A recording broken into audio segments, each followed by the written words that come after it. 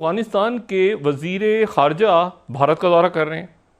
अमीर मुत्तकी साहब जो हैं वो भारत का दौरा कर रहे हैं। उनको जो है वो बड़ी खिदमत की जा रही है, उनको एम्बुलेंसेस दी गई हैं और फिर कोई एम्बुलेंसेस दी उन्होंने तोहफे में, और कोई उन्होंने कहा कि हम इमदाद देंगे वगैरह वगैरह, यहाँ तक बात चली गई। सिर्फ गनी के ज़माने में भी उसने हॉस्पिटल बनाए थे, हाईवेज बनाए थे, स्कूल्स बना कर दिए थे, बिजली घर दिए थे उनको कि जी हम आपको बिजली देते हैं। पाकिस्तान के खिलाफ एक नई लाइनअप को डेवलप किया जा रहा है। आज अफगानिस्तान के लिए, न सिर्फ ओनली तालिबान के लिए, ऑल अराउंड पूरे अफगानिस्तान के लिए इंडिया की दोस्ती उतनी ही जरूरी है जितना इंसान को खाना जरूरी है। बट के आम आदमी भी हिंदुस्तान को ज्यादा दोस्त समझे।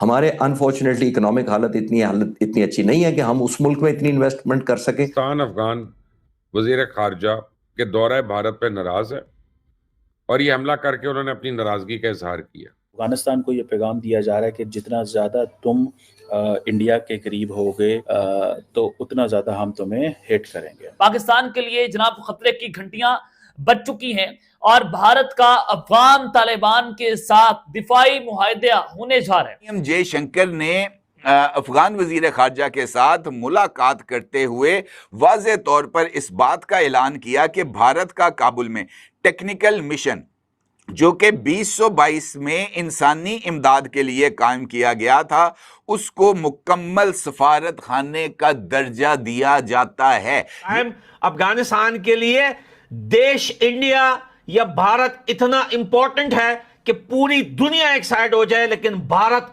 बहुत ज्यादा इंपॉर्टेंट है। भारत और अफगानिस्तान के रिश्ते कैसे होंगे, इसे लेकर आज दिल्ली में एक अहम बैठक हुई। दिल्ली के हैदराबाद हाउस में आज यानी कि शुक्रवार को विदेश मंत्री डॉक्टर एस जयशंकर और अफगानिस्तान के विदेश मंत्री आमिर खान मुत्तकी के बीच मुलाकात हुई। इस बैठक में अफगानिस्तान ने साफ कर दिया कि तालिबान भारत को अपना दोस्त मानता है और वह दोस्ती की लाज रखते हुए अपनी धरती पर कभी भी भारत विरोधी गतिविधियों की इजाजत नहीं देगा। यह 2021 में सत्ता संभालने के बाद भारत और तालिबान शासन के बीच पहली उच्च स्तरीय कूटनीतिक बातचीत थी। भारत को काबुल के रुख का आश्वासन देते हुए मुत्तकी ने कहा कि अफगानिस्तान किसी भी समूह को किसी अन्य देश के खिलाफ अपनी जमीन का इस्तेमाल नहीं करने देगा। मुत्तकी ने डॉक्टर एस जयशंकर संग मुलाकात के दौरान कहा कि अफगानिस्तान में हाल ही में आए भूकंप में भारत सबसे पहले प्रतिक्रिया देने वाला देश था। अफगानिस्तान भारत को एक घनिष्ठ मित्र मानता है। हम आपसी सम्मान, व्यापार और लोगों के बीच आपसी संबंधों पर आधारित संबंध चाहते हैं। हम अपने संबंधों को मजबूत करने के लिए एक परामर्शदात्री तंत्र बनाने को तैयार हैं। मुत्तकी ने आगे कहा, मुझे दिल्ली आकर खुशी हो रही है। इस यात्रा से दोनों देशों के बीच समझ बढ़ेगी। भारत और अफगानिस्तान को अपने संपर्कों और आदान प्रदान बढ़ाने चाहिए। हम किसी भी समूह को अपनी जमीन का इस्तेमाल दूसरों के खिलाफ नहीं करने देंगे। मुत्तकी संग मुलाकात पर डॉक्टर एस जयशंकर ने कहा कि आपकी यात्रा भारत और अफगानिस्तान संबंधों को आगे बढ़ाने में एक महत्वपूर्ण कदम है। जयशंकर ने भरोसा दिलाया कि अफगानिस्तान की संप्रभुता, क्षेत्रीय अखंडता और स्वतंत्रता के लिए भारत पूरी तरह से प्रतिबद्ध है। भारत इस क्षेत्र का एक ऐतिहासिक और महत्वपूर्ण देश है। भारत हमेशा अफगान लोगों के साथ खड़ा है और कई क्षेत्रों में उनकी सहायता की है। भारत ने अफगानिस्तान को यह भरोसा दिया कि काबुल में भारत का दूतावास होगा। अब तक यहाँ टेक्निकल मिशन था। काबुल में भारत के टेक्निकल मिशन को भारत के दूतावास का दर्जा देने का मतलब है कि अब भारत का वहाँ एक पूरा दूतावास होगा, जैसे बाकी देशों में होता है।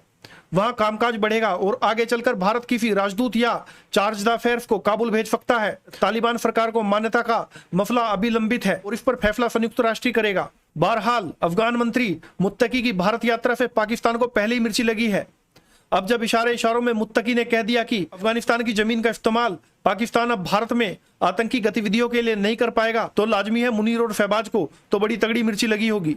ज्यादा अच्छी फीलिंग हो रही है अब कहीं ना कहीं। स्पेशली मुझे, किसी को मैं अब मेंशन करके नहीं बोल सकता, स्पेशली मुझे कहीं ना कहीं ये फीलिंग हो रही है कि हाँ यार, मैं झूठा साबित नहीं हुआ। दोस्तों, आज मीडिया के फ्रंट लाइन पर अफगानिस्तान और इंडिया को देखकर, इस न्यूज को देखकर, पूरी दुनिया के न्यूज चैनल पर अफगानिस्तान और इंडिया के इस न्यूज को देखकर काफी ज्यादा दिल को जो है वो खुशी हो रही है और काफी ज्यादा ऐसा सुकून महसूस हो रहा है। जब अफगानिस्तान में पिछली सरकार गिर रही थी और तालिबान आए थे, या उनका पहला या दूसरा दिन था, तो यही आप लोग थे जो पूछ रहे थे कि यार अब तो तालिबान आ गए हैं, अब ये क्या होगा इंडिया अफगानिस्तान का। बाय रिकॉर्ड मैंने आपसे कहा था, वो वीडियो पड़ी हुई है कि भैया आप टेंशन मत लें, तालिबान को आने दें, आप कभी भी ऐसा महसूस नहीं करेंगे कि अफगानिस्तान से कोई भी ऐसी सरकार या कोई भी ऐसा ग्रुप जो एंटी इंडिया हो। मैंने आपसे कहा था कि यही तालिबान की सरकार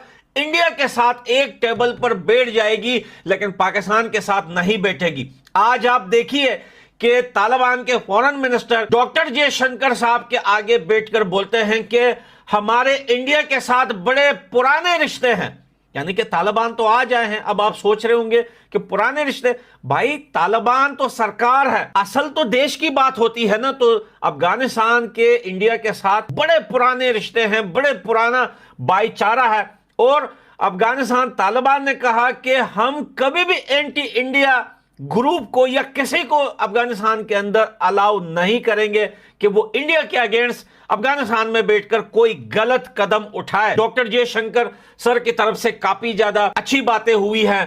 काबुल में जो है इंडिया की एम्बेसी को लेकर, स्पोर्ट्स क्रिकेट को लेकर, एजुकेशन को लेकर जो चीजें जरूरत है उन सारी चीजों को लेकर डॉक्टर जयशंकर सर ने उसके ऊपर बात की है। और जो प्रोजेक्ट अफगानिस्तान में रुके हुए थे उससे दोबारा स्टार्ट करने की बात हुई है। बैठेगा, वेल डन भाई, वेल डन। आज तालिबान ने दुनिया को यह समझा दिया कि भाई ये देश संभालने आए हैं, देश को आगे डेवलप करने आए हैं।